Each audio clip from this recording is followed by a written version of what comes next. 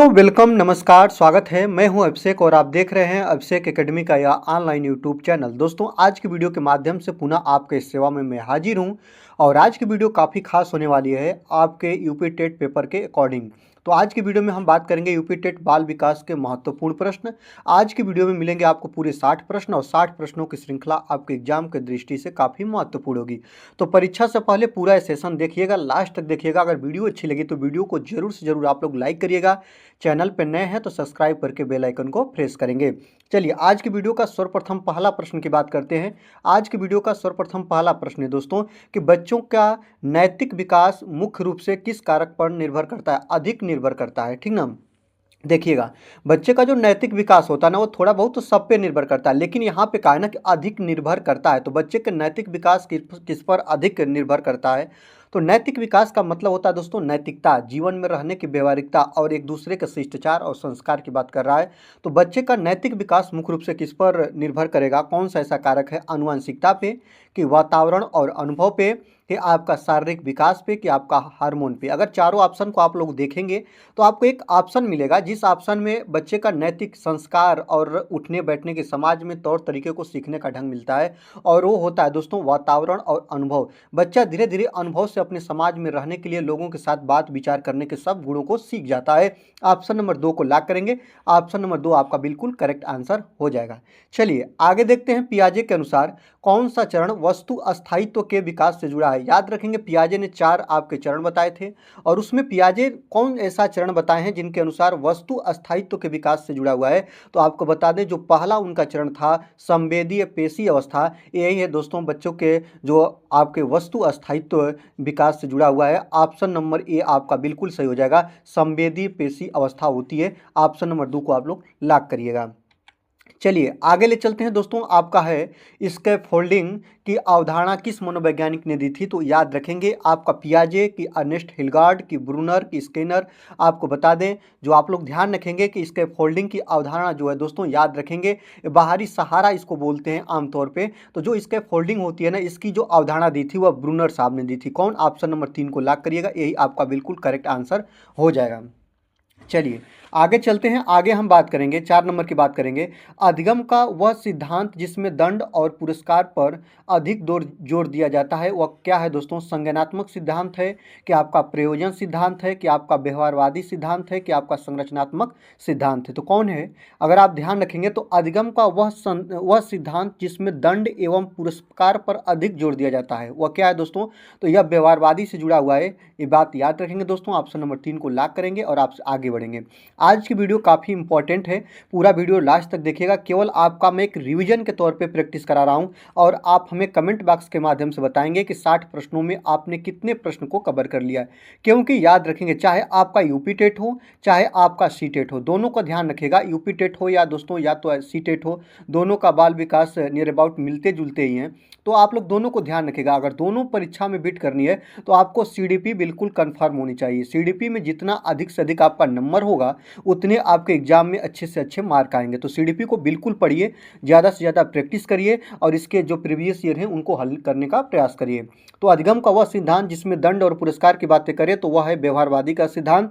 और आगे बढ़ते हैं, 5 नंबर की बात करेंगे। बहुबुद्धि सिद्धांत किसने दिया था? तो मैंने बहुत बार बताया दोस्तों कि जो बहुबुद्धि का सिद्धांत है वह आपके कौन दिए थे? हार्वर्ड गार्डनर दिए थे। हार्वर्ड गार्डनर ही बहुबुद्धि सिद्धांत के प्रयोजन करता है। ऑप्शन नंबर 2 को लॉक करेंगे, ये 2 ऑप्शन सही हो जाएगा। चलिए आगे बात करेंगे। आईक्यू की गणना का सूत्र क्या होता है? जो आईक्यू होती है ना दोस्तों, याद रखेंगे इसको बुद्धि लब्धि बोलते हैं। तो आईक्यू की गणना का सूत्र होता है मानसिक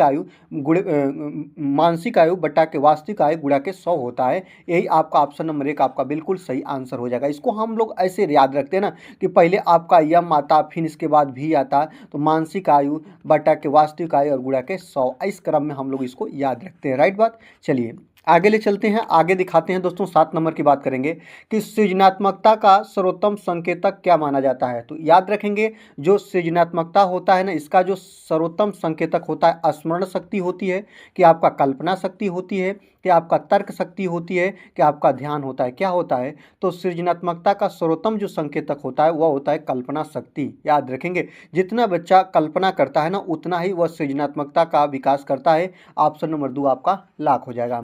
चलिए आगे ले चलते हैं, बात करेंगे 8 नंबर की कि मानसिक आयु की संकल्पना किसने दी थी। तो मैंने आपको बता दिया कि जो मेंटल एज है, मानसिक आयु है, मानसिक आयु की संकल्पना देने वाले महान मनोवैज्ञानिक हैं जिनका नाम है दोस्तों बीने। क्या है दोस्तों? बीने। ऑप्शन नंबर 1 को लॉक करेंगे। आगे बढ़ते हैं, अगला है 9 नंबर की बात करेंगे कि आपका कोहलर वर्ग के अनुसार नैतिक विकास का उच्चतम स्तर कौन सा है। तो याद रखेंगे कोहलर वर्ग के अनुसार नैतिक विकास का उच्चतम स्तर प्रचलित स्तर, पूर्व प्रचलित स्तर, पराप्रचलित स्तर और दंड स्तर। तो याद रखेंगे इसके अनुसार नैतिक विकास का जो उच्चतम स्तर होता है वह पराप्रचलित स्तर होता है। ऑप्शन नंबर 3 आपका बिल्कुल सही हो जाएगा, इसी को आप लोग लॉक करिएगा। चलिए आगे ले चलते हैं, अधिगम की वह प्रक्रिया जिसमें व्यक्ति अपने अनुभवों के आधार पर ज्ञान का निर्माण करता है वह क्या होता है। दोस्तों यही बताना है दोस्तों। तो अधिगम की वह प्रोसेस जिसमें व्यक्ति अपने अनुभवों के आधार पर, अपने सीखी गई बातों के आधार पर ज्ञान का निर्माण करे, उसको हम लोग क्या बोलते हैं। तो याद रखेंगे पुरानी बातों से नई बातों को जब हम सीखते हैं तो इसी को संरचनावाद करते हैं। मतलब अपने पुरानी अनुभवों से आधार पर हम नए चीज़ों को सीख रहे हैं, मतलब हम चीज़ों का क्या कर रहे हैं, संरचना कर रहे हैं। यही करती है दोस्तों संरचनावाद। ऑप्शन नंबर 2 को आप लोग लॉक करिएगा, यही बिल्कुल सही आंसर हो जाएगा।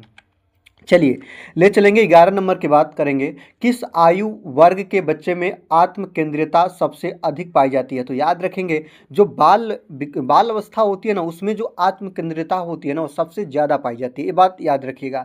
तो इसमें भी मैं आपको बता दूं, जब बच्चे के अंदर सामाजिकता का उतना विकास नहीं रहता है ना, तो वह बच्चा आत्म केंद्रित बहुत होता है, ठीक ना, याद रखेंगे। तो अगर आप लोग इसको देखिएगा तो ये 12 से 16 है, किशोरावस्था का संकेत है, गलत हो जाएगा। ये 7 से 11 है, 4 से 7 है, 2 से 4 है, बहुत छोटे हो गए बच्चे। तो आत्म केंद्रितता की जो भावना होती है ना, यह आपका प्रीवियस ईयर का प्रश्न है, याद रखेंगे। और यह प्रश्न जब बना था तो उस समय आयोग ने 4 से 7 वर्ष आंसर को सही माना था। तो आप भी इसी को लॉक करिएगा और इसको ध्यान रखिएगा। बहुत लोगों के अंदर ऐसे समस्याएं आ जाएगी, लेकिन याद रखेंगे आत्म केंद्रितता सबसे अधिक पाई जाती है 4 से 7 वर्ष के बच्चे में, इसको ध्यान रखिएगा।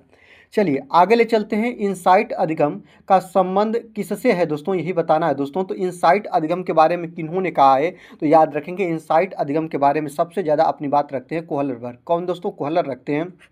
ऑप्शन नंबर 3 को लॉक करेंगे, ठीक है। चलिए आगे ले चलते हैं, आगे देखेंगे अधिगम का सबसे प्रभावी प्रकार कौन सा माना जाता है, यही बताना है दोस्तों। 13 नंबर की बात करेंगे। तो अधिगम का सबसे प्रभावी प्रकार आप लोग देखिएगा, 4 ऑप्शन आपके सामने है ना, चारों ऑप्शन में देखिए निष्क्रिय अधिगम प्रभावी होता है, क्या आपका सक्रिय अधिगम प्रभावी होता है, कि यांत्रिक अधिगम प्रभावी होता है, क्या आपका मौखिक अधिगम प्रभावी होता है। अधिगम का मतलब होता है सीखना, तो मतलब कहाँ पे बच्चा किस अवस्था में, किस स्टेट में, किस समय में, कौन सी जगह पे बच्चा बहुत अच्छा सीखेगा, ठीक ना, प्रभावी तरीके से सीखेगा। आप बच्चा देखिए, बच्चा सीखने में अगर निष्क्रिय रहेगा तो यह अधिगम का सबसे बेस्ट रूप होगा, बिल्कुल नहीं होगा दोस्तों। ये सक्रिय है या यांत्रिक है, यहाँ पे मौखिक है, नहीं दोस्तों। याद रखेंगे जब बच्चा एक्टिव होता है, सक्रिय होता है, सीखने के प्रति उसके अंदर रुचि होती है, तो याद रखेंगे वह जो अवस्था बोली जाती है वो बेस्ट होती है अधिगम की। याद रखेंगे ऑप्शन नंबर 2 को लॉक करेंगे और आगे बढ़ेंगे। यहाँ पे बात करेंगे 14 नंबर की। 14 नंबर कह रहा है कि बाल केंद्रित शिक्षा का प्रमुख समर्थक कौन था। तो याद रखेंगे बाल केंद्रित शिक्षा सबसे बेस्ट शिक्षा मानी जाती है। कोई भी शिक्षा बालक को ध्यान में रखकर ही कोई सिलेबस तैयार किया जाए तो वह बेस्ट होती है। और बाल केंद्रित शिक्षा का प्रमुख समर्थक कौन था। तो याद रखेंगे कार्ल रूसो। याद रखेंगे रूसो को आप लोग लॉक करेंगे। ऑप्शन नंबर 1 आपका बिल्कुल सही आंसर हो जाएगा। इन्होंने ही शिक्षा, बाल केंद्रित शिक्षा को बढ़ावा देने का अपना प्रावधान रखा था। ऑप्शन नंबर 1 को लॉक करिएगा और आगे बढ़ते हैं। चलिए आगे देखते हैं प्रयास और त्रुटि। याद रखेंगे इसको बोलते हैं ट्रायल एंड एरर। सिद्धांत किसने दिया था, आपको ही बताना है दोस्तों। तो याद रखेंगे प्रयास और त्रुटि का सिद्धांत देने वाले महान मनोवैज्ञानिक हैं थॉर्नडाइक। क्या है दोस्तों, इनका नाम है थॉर्नडाइक। आज की वीडियो काफ़ी महत्वपूर्ण है, पूरी वीडियो को लास्ट तक देखिएगा, मिस मत करिएगा। और इस वीडियो को पढ़ने के बाद आप लोग इतने इंपॉर्टेंट आज की वीडियो में पेडागोजी और इसके बाद आपके मेन कंटेंट के टॉपिक सेलेक्ट किए गए हैं। और याद रखेंगे एक वीडियो बनाने के लिए काफ़ी मेहनत करना पड़ता है दोस्तों। तो आपसे एक छोटा सा विनम्र निवेदन रहता है, चैनल पर नए हैं मत करिए सब्सक्राइब, मत करिए लाइक, कुछ भी मत करिए, लेकिन आप लोग दोस्तों लाइक तो करिए दोस्तों, शेयर मत करिए, लाइक करिए। आपके जैसे पढ़ने वाले लोग हैं उनको भी कंटेंट आप पहुंचा सकते हैं, शेयर करके आप किसी की मदद कर सकते हैं और हमारा भी आप सहयोग कर सकते हैं। तो प्रयास और त्रुटि का सिद्धांत किसने दिया था। तो प्रयास एवं त्रुटि का सिद्धांत थॉर्नडाइक साहब ने दिया था। चलिए आगे ले चलते हैं।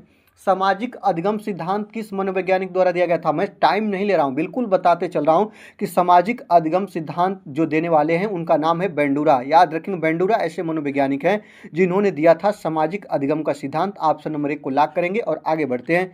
यहाँ पे बात करेंगे 17 नंबर की कि निम्न में से कौन सा संज्ञानात्मक कौशल नहीं है, यही बताना है दोस्तों। तो निम्न में से कौन सा संज्ञानात्मक कौशल नहीं है, याद रखेंगे आप लोग सबको देखिएगा, आपका हो जाएगा स्मृति। स्मृति भी आपका संज्ञानात्मक कौशल है, सीखने की प्रोसेस है।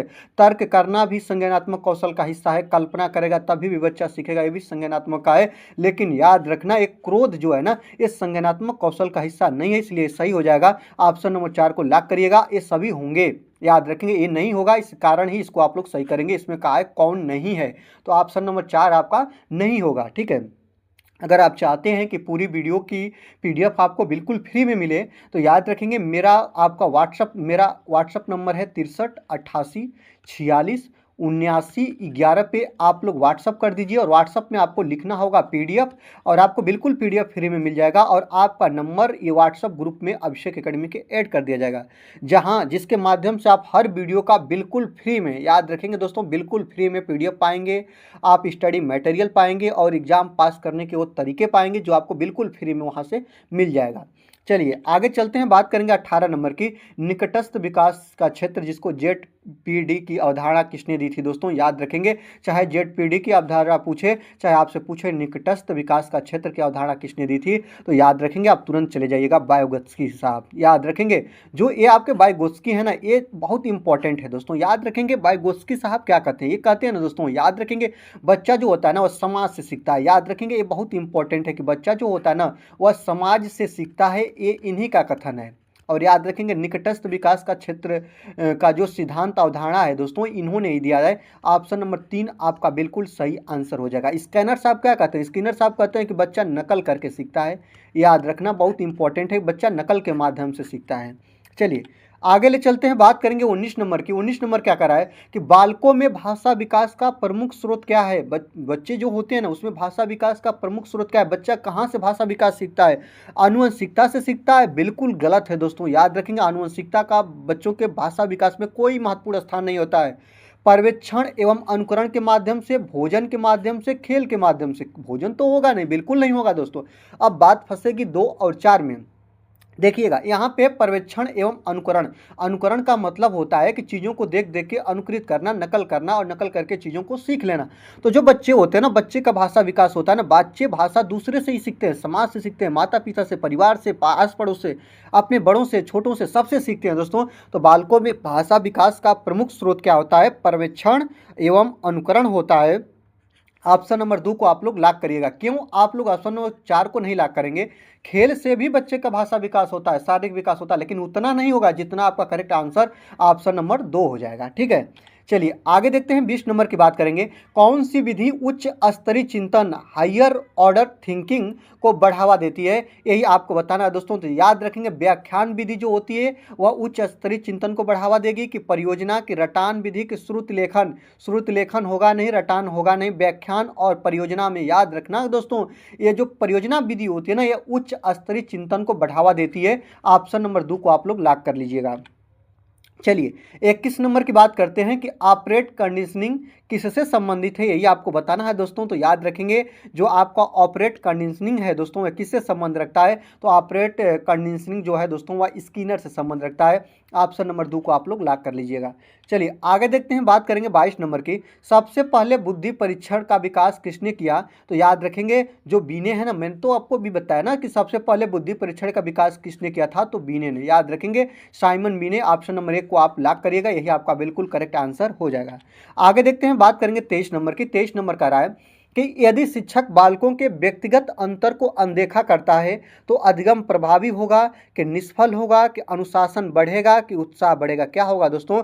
तो व्यक्तिगत अंतर को अगर अनदेखा करता है एक शिक्षक, तो याद रखेंगे वह जो अधिगम होगा ना, सीखने का प्रोसेस होगा ना, वह निष्फल हो जाएगा। वह इसमें कोई कंटेंट में रुचि नहीं रह जाएगी और चीज़ें सीखने का कोई बेस्ट उपयुक्त नहीं रह पाएगा। याद रखेंगे, इच्छुकता खत्म हो जाएगी। ऑप्शन नंबर 2 आपका बिल्कुल सही हो जाएगा, वह जो अधिगम होगा वो दोस्तों वो निष्फल होगा। चलिए आगे देखते हैं, बात करेंगे 24 नंबर की। सीखने की सर्वोत्तम स्थिति होती है, कौन सी स्थिति में बच्चा सीखता है आप बताइएगा। भय होगा तब बच्चा सीखेगा, कि दंड के डर से सीखेगा, कि आपके बच्चे के अंदर रुचि होगी तो सीखेगा, कि दबाव में सीखेगा।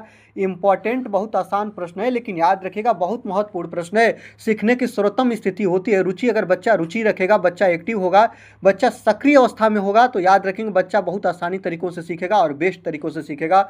ऑप्शन नंबर 3 को लॉक करिएगा। आगे बढ़ते हैं, बात करेंगे 25 नंबर की, कि निम्न में से कौन सी प्रवृत्ति जन्मजात होती है। याद रखेंगे इनमें से कौन सी प्रवृत्ति होती है जो जन्मजात होती है। जन्मजात का मतलब कि वह जन्म से लेकर ही बच्चा पैदा हो। याद रखेंगे वह क्या है दोस्तों, भाषा, नैतिकता, अनुकरण और लेखन। याद रखिएगा मैं आपको 1 बाई 1 बता रहा हूँ। लेखन मतलब लिखने का प्रोसेस बच्चा जन्म के बाद ही सीखता है, याद रखेंगे। नैतिकता अपने बड़े छोटों से सीखता है, जन्म के बाद ही सीखता है। भाषा जो होती है दोस्तों याद रखेंगे जन्म के बाद ही सीखता है। लेकिन अनुकरण जो होता है यह जन्मजात क्षमता होती है। मतलब इसमें क्या होता है प्यारे, आप देखे होंगे बच्चा जो होता है ना उसको कोई बताता नहीं है, धीरे धीरे वह अनुकरण का मतलब क्या होता है, अनुकरण का मतलब होता है नकल करना।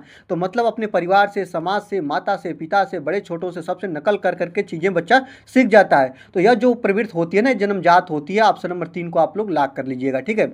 चलिए आगे देखते हैं, संज्ञानात्मक विकास का सिद्धांत किसने दिया था। आपको यही बताना है दोस्तों कि संज्ञानात्मक विकास का सिद्धांत देने वाले महान मनोवैज्ञानिक का नाम है जीन पियाजे। ऑप्शन नंबर 3 आप लॉक करिएगा। और ये आपका इंपॉर्टेंट है, कई बार मैंने बता भी चुका हूं, बहुत वेरी वेरी इंपॉर्टेंट है। आज की वीडियो में जितने कंटेंट हैं उस कंटेंट को आपको रट लेना है, याद कर लेना है। अगर आप लोग चाहते हैं कि यूपी टेट पास हो, सी टेट पास हो, तो आपको ये कंटेंट बिल्कुल याद रखना है। चलिए आगे देखते हैं, बात करेंगे 27 नंबर की। 27 नंबर कहता है कि बाल विकास में क्रम का अर्थ है विकास का एक साथ होता है। याद रखेंगे ये होता है दोस्तों, विकास एक साथ होता है नहीं होता है दोस्तों, किसी में आगे, किसी में पीछे, किसी में कुछ होता है। याद रखें विकास में नियमितता होती है, बिल्कुल सही बात है। विकास स्थिर होता है नहीं, अस्थिर होता है। विकास अस्थायी होता है नहीं दोस्तों, याद रखेंगे ये तो इंपॉर्टेंट नहीं है ना दोस्तों, याद रखना। इसका जो करेक्ट आंसर होगा ना ये आपका बना हुआ है, याद रखेंगे। DSSB में ये प्रश्न बना है और मैंने इस प्रश्न को इसलिए लिया क्योंकि बहुत लोगों के अंदर भय होगा कौन सा होगा, अस्थायी होगा कि अस्थायी होगा, कि विकास स्थिर होता है, क्या होता है। तो इसका जो करेक्ट आंसर होगा ना, विकास में नियमितता होती है, याद रखेंगे। ऑप्शन नंबर 2 आपका बिल्कुल सही आंसर हो जाएगा। मतलब कुछ ना कुछ चीज़ें बच्चे सीखने का प्रोसेस करते हैं तो सीखते ही है, नियमितता पाई जाती है विकास में। ऑप्शन नंबर 2 को लॉक करिएगा।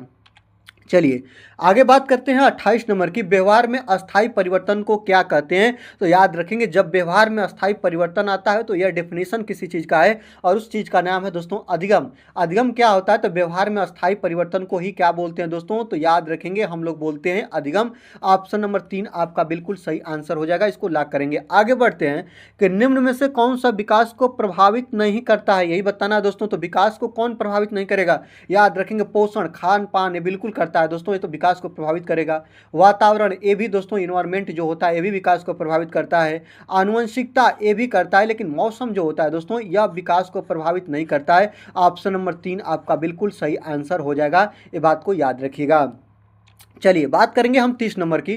30 नंबर क्या कर रहा है कि किस अवस्था में बच्चे कल्पना की दुनिया में अधिक रहते हैं। आपको बता दें कल्पना की दुनिया में विचरण करने की जो आयु मानी जाती है या बहुत ज़्यादा मतलब वो कल्पनाशील हो जाते हैं, वह अवस्था होती है, वह बाल्य अवस्था होती है। क्या होती है दोस्तों, याद रखेंगे। ऑप्शन नंबर 2 को लॉक करिएगा और ये अवस्था होती है बाल्य अवस्था।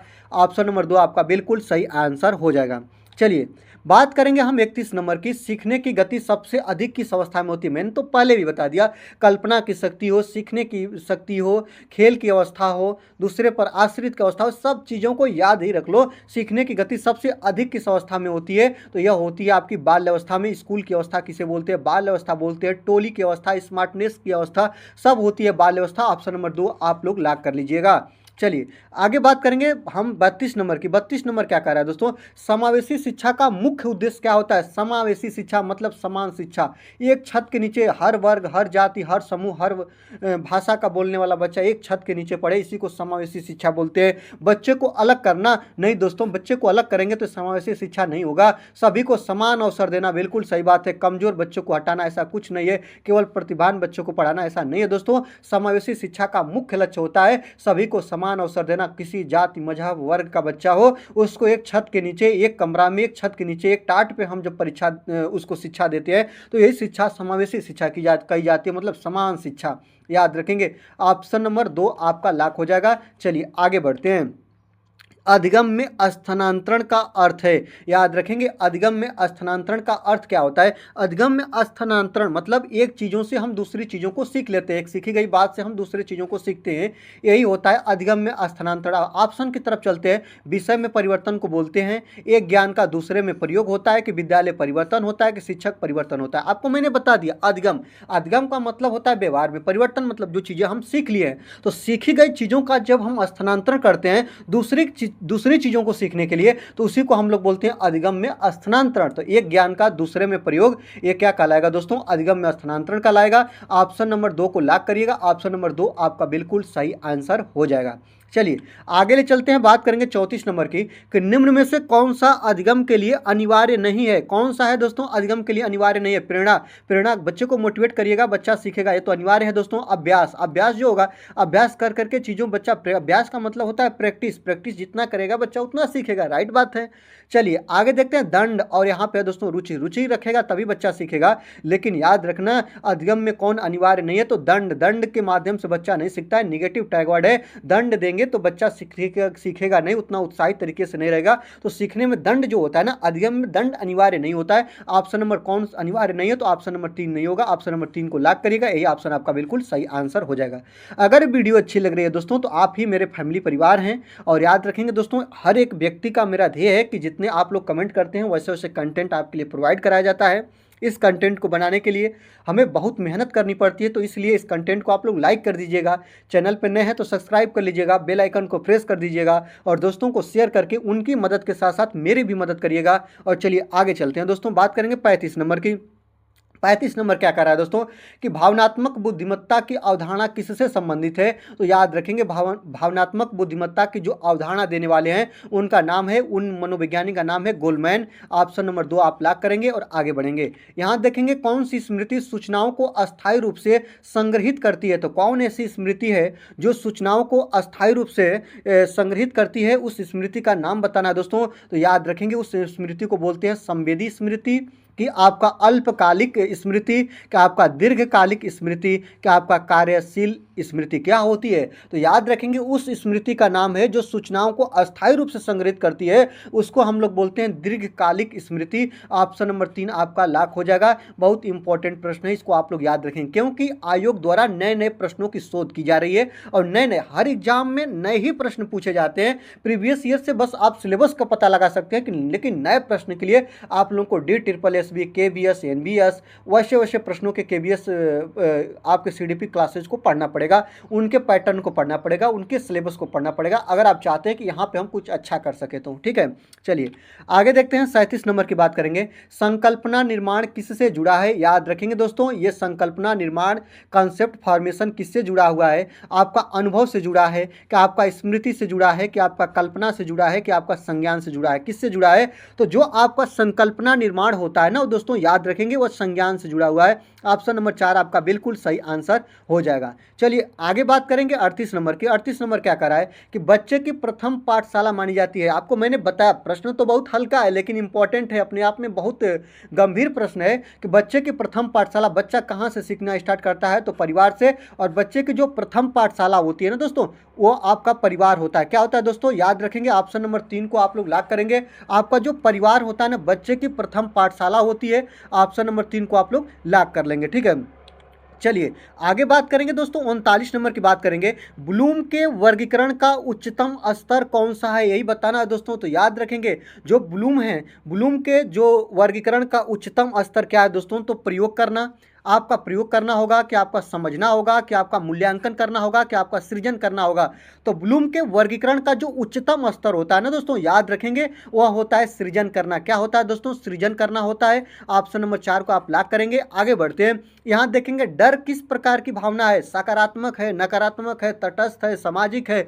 याद रखेंगे दोस्तों, डर किस प्रकार की भावना है, तो यह नकारात्मक है, यह हमें नकारात्मक ऊर्जा देती है, निगेटिव एनर्जी देती है, नकारात्मक है। ऑप्शन नंबर 2 को आप लोग लॉक करेंगे। करेंगे, आगे बढ़ते हैं। यहाँ पे हम बात करेंगे 41 नंबर के, 41 नंबर का आ रहा है दोस्तों, याद रखेंगे आत्मसम्मान का सीधा संबंध है किससे है दोस्तों, आत्म मूल्यांकन से है, आय से है, उम्र से है, लिंग से है, किससे है दोस्तों, आप लोग प्रश्न को पढ़ के ही समझ गए होंगे। आत्मसम्मान का जो सीधा संबंध होता है ना दोस्तों, याद रखेंगे वह होता है आत्म मूल्यांकन से। ऑप्शन नंबर 1 को आप लॉक करेंगे, आगे बढ़ते हैं। यहाँ बात करेंगे अब हम 42 नंबर की, 42 नंबर का रहा है बालकों में सबसे अधिक जिज्ञासा किस आयु में होती है। तो बालकों में सबसे अधिक जो जिज्ञासा होती है ना वो किस में होती है, आपको मैंने बता दिया कि 2 से 6 वर्ष की, 10 से 12, 14 से 18, 20 से 25 बाल्य अवस्था होती है। तो बाल्य अवस्था के अकॉर्डिंग आप 2 से 6 वर्ष रखेंगे, ऑप्शन नंबर 1 को आप लोग लॉक करेंगे। आगे देखते हैं सीखने की प्रक्रिया में सबसे पहले आता है, तो याद रखेंगे जो सीखने की प्रोसेस होती है इस प्रोसेस में सबसे पहले क्या आता है, प्रतिक्रिया आता है, उद्दीपन, पुनर्बलन, अभ्यास क्या आता है। मैंने पहले बताया कि सीखने की प्रक्रिया में सबसे पहले जो आता है ना दोस्तों, याद रखेंगे वह उद्दीपन आता है। ये प्रश्न आपका कई बार बन चुका है। इसके बाद सबसे लास्ट में क्या आता है, तो सबसे लास्ट में आता है आपका मूल्यांकन। ये भी चीज़ें आप लोग याद रखिएगा, ऑप्शन नंबर 2 को आप लॉक करेंगे, आगे बढ़ते हैं। यहाँ पे बात करेंगे 44 नंबर की, 44 नंबर का रहा है कि नैतिक विकास से संबंधित प्रमुख सिद्धांत किसने दिया था। तो जो आपके नैतिक विकास से संबंधित प्रमुख सिद्धांत की बात करें दोस्तों, तो याद रखेंगे वह देने वाले महान मनोवैज्ञानिक है कोहलरबर्ग, ऑप्शन नंबर 2 को लॉक करेंगे और आगे बढ़ेंगे। यहाँ पे देखेंगे अब हम 45 नंबर के तरफ चले आए हैं। 45 नंबर प्रश्न कर रहा है कि विद्यार्थियों के विविध बुद्धियों को पहचानने में कौन सा सिद्धांत सहायक है, यही बताना है दोस्तों। तो विद्यार्थियों के विविध बुद्धियों को पहचानने में जो आपका सिद्धांत कौन सा है दोस्तों, जो आपका सहायक होता है, यही बताना है दोस्तों। तो आपका यहाँ पे व्यवहारवाद है कि बहुबुद्धि का सिद्धांत है कि आपका संज्ञानात्मक सिद्धांत है कि मानवतावाद है, क्या है दोस्तों। तो विद्यार्थियों के विविध बुद्धियों की पहचान करने में याद रखेंगे विविध बुद्धियाँ मतलब बहुत सी बुद्धियाँ, और इनका जो सिद्धांत है दोस्तों सहायक है वह बहुबुद्धि का सिद्धांत है, याद रखेंगे हार्वर्ड गार्डनर द्वारा दिया गया है। ऑप्शन नंबर 2 को आप लोग लॉक करेंगे और आगे बढ़ जाएंगे। यहाँ पे हम बात करेंगे 46 नंबर की बात करते हैं कि विद्यार्थी की आवश्यकता के अनुसार शिक्षण कहलाता है, क्या कहलाता है दोस्तों। तो याद रखेंगे विद्यार्थी की आवश्यकता के अनुसार जो शिक्षण होता है ना वह पारंपरिक शिक्षण होता है कि अनुकूली शिक्षण होता है कि यांत्रिक शिक्षण होता है कि कठोर शिक्षण होता है। तो विद्यार्थी की आवश्यकता के अनुसार मतलब उस कंडीशन में पढ़ने को अनुकूलित हो, याद रखेंगे तो यह जो शिक्षण कहलाएगा ना। आप देखते हैं ना कि इस समाज में रहने के लिए अनुकूलित है, इस मौसम में रहने के लिए अनुकूलित है। तो विद्यार्थियों की आवश्यकता के अनुसार शिक्षण प्रदान करना यही अनुकूली शिक्षण कहलाता है। मतलब कि कौन सा बच्चा है किसके अकॉर्डिंग कौन सा सिलेबस तैयार करना है। ऑप्शन नंबर 2 आप लॉक करेंगे और आगे बढ़ जाएंगे। यहाँ पे देखेंगे हम बात करेंगे 47 नंबर की, बुद्धि और उपलब्धि में अंतर है, क्योंकि याद रखेंगे दोस्तों बुद्धि और उपलब्धि में अंतर क्या होता है। तो याद रखेंगे कोई अंतर नहीं है कि दोनों अर्जित है कि दोनों जन्मजात है कि बुद्धि जन्मजात है उपलब्धि अर्जित है, याद रखेंगे दोस्तों। मैं बता दूं कि बुद्धि जो होती है ना दोस्तों वो जन्मजात है और उपलब्धि जो होती है ना दोस्तों वो अर्जित की जाती है। ऑप्शन नंबर 2 को लॉक करेंगे और ऑप्शन नंबर 2 आपका बिल्कुल सही आंसर हो जाएगा।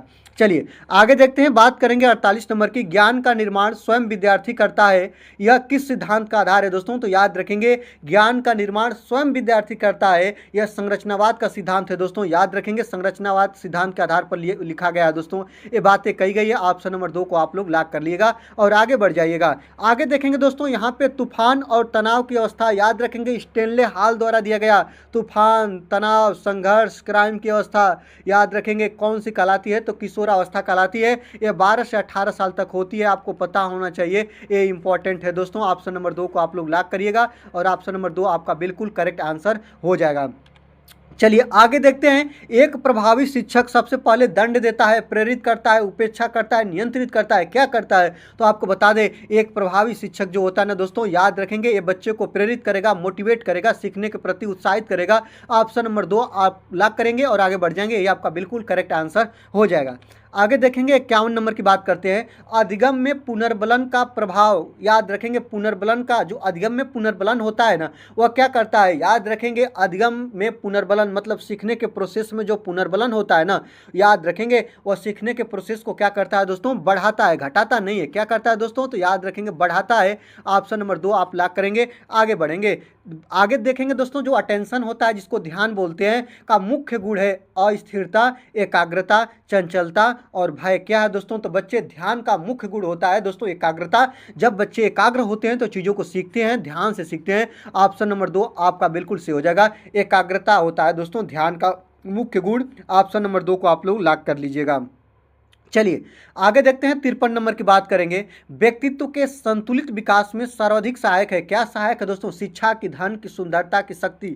आपको बता दें, व्यक्तित्व के संतुलन विकास में, संतुलन विकास है, नैतिक विकास की बात कर रहा है तो याद रखेंगे। बच्चे के व्यक्तित्व के विकास की बात कर रहा है तो याद रखेंगे धन, सुंदरता और शक्ति से बच्चे का भी सर्वाधिक ये सब चीजें सुंदर नहीं दिखती है दोस्तों, सब चीजें अच्छी नहीं होती हैं। याद रखेंगे, अगर व्यक्तित्व के संतुलित विकास में सर्वाधिक सहायक है दोस्तों तो याद रखेंगे उसका नाम है दोस्तों शिक्षा। ऑप्शन नंबर 1 को लॉक करेंगे। ऑप्शन नंबर 1 आपका बिल्कुल सही आंसर हो जाएगा। आगे देखते हैं, 54 नंबर की बात करेंगे दोस्तों। 54 नंबर क्या कह रहा है कि बालकों में सबसे पहले किस प्रकार का विकास होता है? तो बालकों में सबसे पहले होता है शारीरिक विकास, उसके बाद होता है मानसिक विकास, याद रखेंगे। और यहाँ पे होगा दोस्तों शारीरिक विकास, बच्चे का शारीरिक विकास सबसे पहले होता है बच्चे के माँ के गर्भ से ही हो जाता है। ऑप्शन नंबर 1 को लॉक करिएगा, बच्चे के माँ के गर्भ से ही यह विकास स्टार्ट होता है और सबसे पहले होता है शारीरिक विकास। आगे देखते हैं, 55 नंबर की बात करेंगे। प्रेरणा का सर्वोत्तम स्रोत क्या है? तो प्रेरणा का सर्वोत्तम स्रोत भय है, दंड है, रुचि है, मजबूरी है। याद रखना दोस्तों, प्रेरणा जब बच्चे के अंदर सीखने के प्रति प्रेरणा होगी तो इसका सर्वोत्तम स्रोत होगा रुचि। अगर आपके अंदर रुचि है ना तो आपके अंदर प्रेरणा जगेगा, चीज़ों को करने का मन करेगा, चीज़ों को सीखने में आप लीन होंगे और पढ़ाई में आप मन लगाएंगे। ऑप्शन नंबर 3 आपका बिल्कुल सही हो जाएगा। प्रेरणा का जो सर्वोत्तम स्रोत है ना दोस्तों वो रुचि होता है। ऑप्शन नंबर 3 को आप लोग लॉक करिएगा। आगे देखते हैं, 56 नंबर की बात करेंगे। स्किनर के अनुसार अधिगम होता है, किससे होता है? अभ्यास से, अनुकरण से, पुनर्बलन से, प्रेरणा से। तो याद रखेंगे दोस्तों स्किनर साहब कहते हैं कि जो अधिगम होता है ना वह पुनर्बलन से होता है। ऑप्शन नंबर 3 को आप लोग लॉक करेंगे, ये आपका बिल्कुल करेक्ट आंसर हो जाएगा। चलिए आगे बात करेंगे 57 नंबर की। निम्न में से कौन सी विधि बाल केंद्रित होती है? आपको पहले भी बताया है कि जो बाल केंद्रित विधि होती है या परियोजना विधि होती है। याद रखेंगे परियोजना विधि को बाल केंद्रित विधि बोलते हैं। ऑप्शन नंबर 2 आपका बिल्कुल सही आंसर हो जाएगा। आगे देखते हैं कि अधिगम में फीडबैक का मुख्य कार्य क्या होता है दोस्तों? याद रखना, फीडबैक का मतलब होता है कि आप बच्चे को 2 + 2 = 4 सिखा दिए हैं तो आप उससे जानना चाहेंगे, उसका टेस्ट लेना ही फीडबैक कहलाता है। आप देखेंगे कि बच्चा जो मैं चीज़ें सिखाया हूँ, बच्चा कहाँ पे गलती कर रहा है और कौन कौन सी चीज़ें सीखा हुआ है। तो अधिगम में फीडबैक का मुख्य कार्य क्या होता है? तो याद रखेंगे अधिगम में फीडबैक का जो मुख्य कार्य होता है ना वह मार्गदर्शन करना होता है कि बच्चा कहाँ पे गलती कर रहा है और उसको सीखने के प्रति उत्साहित करा जाए। ऑप्शन नंबर 2 आपका बिल्कुल सही आंसर हो जाएगा। बाल मनोविज्ञान का अध्ययन विषय क्या है दोस्तों? तो याद रखेंगे बाल मनोविज्ञान का जो अध्ययन विषय होता है वह होता है बाल विकास। यही आपका बिल्कुल करेक्ट आंसर हो जाएगा। ये ऑप्शन नंबर 2 को आप लोग लॉक करिएगा और आगे बढ़ जाइएगा। आगे हम बात करेंगे समावेशी शिक्षा का मुख्य नारा क्या है? तो याद रखेंगे समावेशी शिक्षा का मतलब होता है समान शिक्षा हर वर्ग, हर जाति और हर समाज के लिए दी जाए।